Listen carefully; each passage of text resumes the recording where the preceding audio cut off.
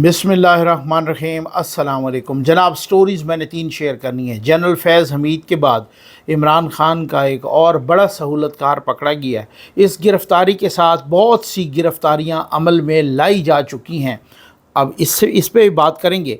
और एक बहुत बड़ी शख्सियत मुल्क से 2 नंबर बंदा भाग गया है, फ़रार हो गया है, इस पर भी बात करेंगे। और जुल्फ़ी बुखारी ने शहबाज शरीफ साहब यानी वज़ीर आज़म पाकिस्तान के साहबजादे सुलेमान शहबाज पर एक बहुत बड़ा इल्ज़ाम लगाया है, इस पर भी बात करेंगे। बस जल्दी से आप चैनल सब्सक्राइब कीजिए, जहां घंटी का निशान बना हो उसे प्रेस कीजिए ताकि हर नई आने वाली वीडियो आप तक पहुंचती रहे। हमारे वाटर प्रोजेक्ट्स लग रहे हैं भाई, अल्हम्दुलिल्लाह, अल्लाह के करम और आपके तावन से लग रहे हैं, धड़ाधड़ लग रहे हैं। मसाजिद के दरवाज़े पे लग रहे हैं, अल्लाह के घर के दरवाज़े पे लग रहे हैं। कम्युनिटी उसमें प्यासों की प्यास बुझ रही है। आप अपने मरहूमीन के इसाले सवाब के लिए एक वाटर प्रोजेक्ट ज़रूर लगाइए। मैं आ जाएँ, सबसे पहले तो मैं बात करूंगा कि इमरान ख़ान का एक और सहूलतकार पकड़ा गया है। ये सहूलतकार कौन है? ये अडियाला जेल का डिप्टी सुपरिटेंडेंट मोहम्मद अकरम, जिनको कहा जा रहा है कि कुछ अर्सा पहले अडियाला जेल से ट्रांसफ़र भी किया गया था, लेकिन अब ये पकड़ा गया है और इसको हसास इदारों ने पकड़ा है, इसको वडे घार ने पकड़ा है, इसको भी उसी तरीके से। ये जनरल फैज़ के बाद दूसरी बड़ी गिरफ़्तारी है और ये इल्ज़ाम इस पर यह है कि ये इमरान ख़ान की सहूलतकारी के इल्ज़ाम में पकड़ा गया है। ये पैगाम रसानी किया करता था इमरान ख़ान से मुख्तलिफ़ दूसरे लोगों को, और पिंकी पीरनी से दूसरे लोगों को, दूसरे लोगों से पिंकी पीरनी, और पिंकी पीरनी से इमरान ख़ान, और इमरान ख़ान से पिंकी पीरनी। और फिर इसी वजह से पिंकी पीरनी जब वो कोर्ट में आती तो फिर ये खुसर बुसर शुरू हो जाती, और फिर जनाब ये एक दूसरे के साथ सरगोशियाँ किया करते थे। अब बहुत सारी चीज़ें सामने आ रही हैं और इसको उन्होंने गिरफ़्तार किया है। इस गिरफ़्तारी के बाद हमारे दोस्त हैं खालिद हुसैन ताज साहब, एक बहुत ही ज़बरदस्त यंग वकील हैं, बहुत छुरली नहीं छोड़ते, मालूमात की बुनियाद पे कहते हैं। उन्होंने कहा कि 51 बंदे 51 गिरफ़्तारियाँ हो चुकी हैं जनरल फैज़ की गिरफ़्तारी के बाद, और ये अडियाला जेल के डिप्टी सुपरिटेंडेंट के बाद। अगर आपको याद हो, आप अपनी मेमोरीज़ को ज़रा थोड़ा सा रीविज़िट करें, रिवाइज़ करें और थोड़ा सा पीछे ले जाएं, और फिर उसके बाद जो है ना आप मुझे बताएं। मैंने आपको कहा था कि अडियाला जेल के अंदर से इमरान ख़ान की सहूलतकारी जारी है। जो मेरे कांस्टेंट व्यूअर्स हैं वो इंशाअल्लाह इसकी गवाही देंगे। उसकी गवाही में मेरी वीडियो पड़ी है ना, मेरी वीडियो मौजूद है, कोई इस तरह से मैं बात नहीं कर रहा हवा में। और मैंने आपको कई महीने पहले ये बताया था कि इमरान ख़ान की अडियाला जेल के अंदर से भी सहूलतकारी जारी है। जब 10 बज जाते हैं तो जेल के सारे दरवाज़े बंद कर दिए जाते हैं, या उसमें लेट नाइट और सब कुछ ख़त्म, तो फिर इमरान ख़ान की सहूलतकारी उससे भी बढ़ जाती है। फिर वो पैगाम रसानी भी, फिर उनको टीवी भी दिखाया जाता है, गप्पें भी हाँकी जाती हैं, खाना भी खिलाया जाता है, और साथ साथ वो फिर लेट नाइट तक शुगल सारे चलते रहते हैं। और फिर पिंकी पीरनी भी उन्हीं के कमरे में, और बाकी भी। तो ऐसा तो नहीं है कि सहूलतकारी नहीं हो रही थी। उनके अपने लोग कह रहे हैं कि ये आप देख लें कि ये जो सनम जावेद हैं, ये जो बाकी कुछ लोग, ये जो वो जो है ना खदीजा शाह, जो बाकी कुछ लोग, तो वो कहते हैं कि वो उधर डाइनिंग हॉल में बैठी रहती थी।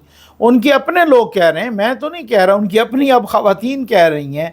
वो कहते हैं हम भी उधर ही थे, और ये इनको तो बंद ही नहीं करते थे, 12-12 बजे तक, 1-1 बजे तक, ये 3-3 बजे तक बाहर रहती, और फिर उसके बाद हम तो बंद हो जाते थे, और फिर उसके बाद ये अयाशियाँ करती थी। तो ये ऐसे तो नहीं हो रहा था, ये सहूलतकारियाँ थी सारी जो कुछ हो रहा था। अब आया है डंडा सही, अब आया है, अब थोड़ा सा ज़ोर पड़ेगा, और अब उनको वो गिरफ़्तार किया गया है। और गिरफ़्तार, आपको पता है मैंने कहा था गेम अभी शुरू हुई है, बहुत सारी गिरफ़्तारियां, हम कुछ और भी सुन रहे हैं, लेकिन मेरी आदत ये है कि जब कन्फर्मेशन हो जाती है उस वक़्त जो है ना मैं ये बात करता हूँ। साकिब नासूर सुना है मुल्क से फ़रार हो गया है, اور اگر یہ خبر سچی ہے جو کہ بہت سارے لوگ شیئر کر رہے ہیں، یہ خالد حسین تاج صاحب نے بھی کہا، باقی لوگوں نے بھی، اور ثاقب ناصور پتلی گلی سے نکل گیا ہے، لیکن اگر یہ خبر سچی ہے تو یہ حکومت کی سب سے بڑی ناکامی ہے۔ اگر یہ خبر سچی ہے تو یہ حکومت کی نالائکی ہے۔ ایسے بندے کو، ثاقب ناصور کو کیوں نہیں گرفتار کیا گیا؟ ان کا نام ای سی ایل پہ کیوں نہیں ڈالا گیا؟ ان کو ایئرپورٹ پہ کیوں نہیں روکا گیا؟ وہ کیوں اس طرح سے نس گیا ہے اور کیوں اس طرح سے فرار ہو گیا اور پتلی گلی سے نکل گیا ہے؟ کیونکہ جو گناہ جنرل فیض نے کیے ہیں اس سے بڑھ کے گناہ ثاقب ناصور نے کیے ہیں۔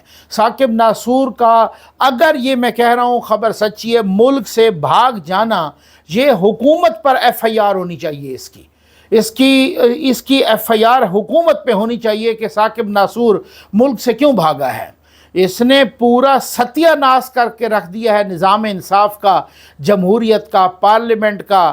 یہ بابا ڈیم والا بابا زحمتہ، اور یہ اس طریقے سے بھاگا ہے، اور یہ تو اس کا بیٹا ریٹ طے کر رہا تھا، آپ کو معلوم ہے اچھی طرح سے، اور وکیلوں کے ساتھ، اور یہ پی ٹی آئی کے ٹکٹس طے کر رہا تھا۔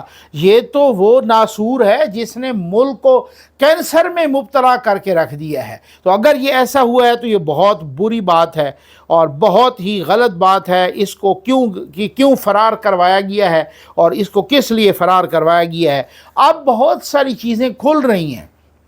ابھی تو یوتھیے، یہ میں آتا ہوں زلفی بخاری کی خبر پہ بھی، اور اس خبر کا تجزیہ بھی کریں گے، میں آپ کو خبر بھی بتاتا ہوں اور سناتا بھی ہوں زلفی بخاری نے کیا کہا ہے سلیمان شہباز صاحب، وزیر اعظم صاحب کے صاحبزادے سے متعلق۔ اب تو بہت ساری چیزیں آ گئی ہیں نا۔ اب تو جو یوتھی ہیں وہ جنرل فیض کے نام سے بھی ڈر کے بھاگ رہے ہیں۔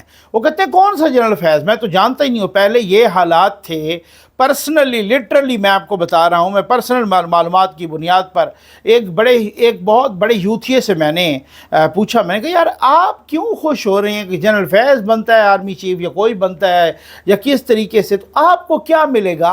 آپ جانتے ہیں پرسنلی جنرل فیض کو؟ کہتا میں نہیں جانتا۔ کبھی آپ کی ملاقات ہوئی ہے؟ کہتا نہیں میری تو کبھی ملاقات نہیں۔ تو میں نے کہا آپ کیوں چھلانگیں مار رہے ہیں؟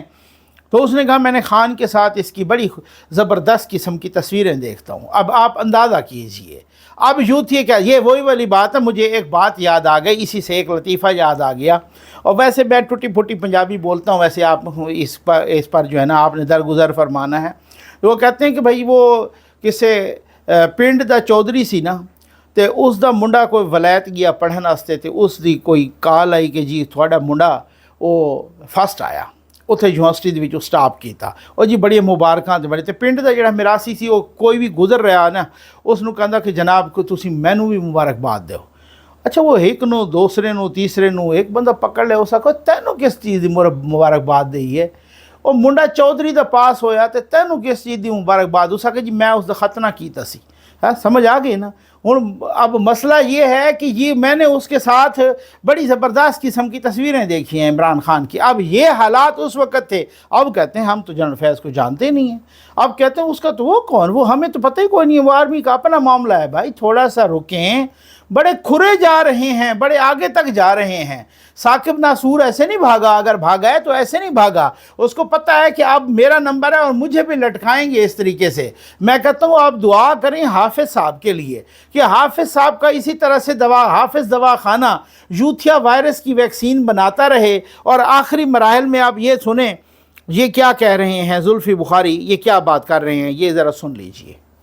ریالٹی تو یہ ہے کہ میں پورے میڈیا کو چیلنج کرتا ہوں کہ اس وقت پرائم منسٹر شہباز شریف صاحب سے پوچھیں کہ کیا ان کے بیٹے سلیمان شہباز نے جنرل فیض حمید صاحب کا نام as chief of army staff کی ریکمنڈیشن سلیمان شہباز نے دی؟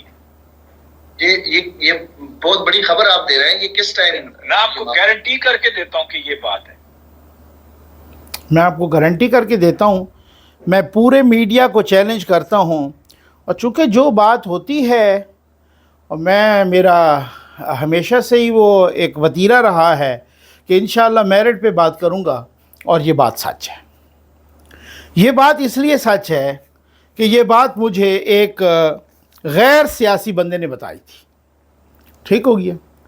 اور غیر سیاسی بندہ، چلیں میں تھوڑا سا اور کلیئر کر دیتا ہوں، मुझे किसी अस्करी बंदे ने बताई थी, बहुत अहम बंदे ने, कि ये सलमान शहबाज साहब ने, सुलेमान शहबाज साहब ने, वज़ीर आज़म साहब के साहबजादे ने इनको रेकमेंड किया है जनरल फैज़ को।